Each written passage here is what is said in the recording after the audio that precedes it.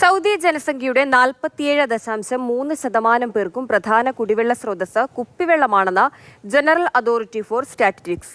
36.5% പേർ പൊതു നെറ്റ്വർക്ക് വെള്ളം ഉപയോഗിക്കുന്നുണ്ട്. ഫീൽഡ് സർവേകളിലൂടെ ശേഖരിച്ച ഡാറ്റയും പരിസ്ഥിതി, ജലം, കൃഷി മന്ത്രാലയം നൽകുന്ന അഡ്മിനിസ്ട്രേറ്റീവ് രേഖകളും അടിസ്ഥാനമാക്കിയാണ് ഈ റിപ്പോർട്ടുകൾ തയ്യാറാക്കിയിരിക്കുന്നത്. ജനറൽ അതോറിറ്റി ഫോർ സ്റ്റാറ്റിസ്റ്റിക്സ് പുറത്തിറക്കിയ ഹൌസ് ഹോൾഡ് എൻവയോൺമെന്റ് സ്റ്റാറ്റിസ്റ്റിക്സ് 2024 റിപ്പോർട്ടിൽ സൗദി അറേബ്യയിലെ മിക്ക വീടുകളിലും അടിസ്ഥാന കുടിവെള്ള സേവനങ്ങൾ ലഭ്യമാണ്. ഇത് ഏകദേശം 100%.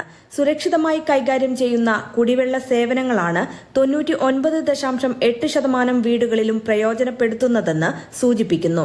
സൗദി ജനസംഖ്യയുടെ 47.3% പേരുടെ കുടിവെള്ള സ്രോതസ്സാണ് കുപ്പിവെള്ളം. തുടർന്ന് 36.5% പേർ പൊതു നെറ്റ്വർക്ക് വെള്ളം ഉപയോഗിക്കുന്നു.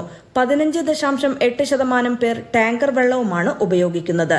99.9% വീടുകളിലും അടിസ്ഥാന ശുചിത്വ സേവനങ്ങൾ പ്രയോജനപ്പെടുത്തുന്നുണ്ടെന്നും സുരക്ഷിതമായി കൈകാര്യം ചെയ്യുന്ന ശുചിത്വ സേവനങ്ങൾ 89.5%-ലെത്തിയെന്നും സ്ഥിതിവിവരക്കണക്കുകൾ പറയുന്നു.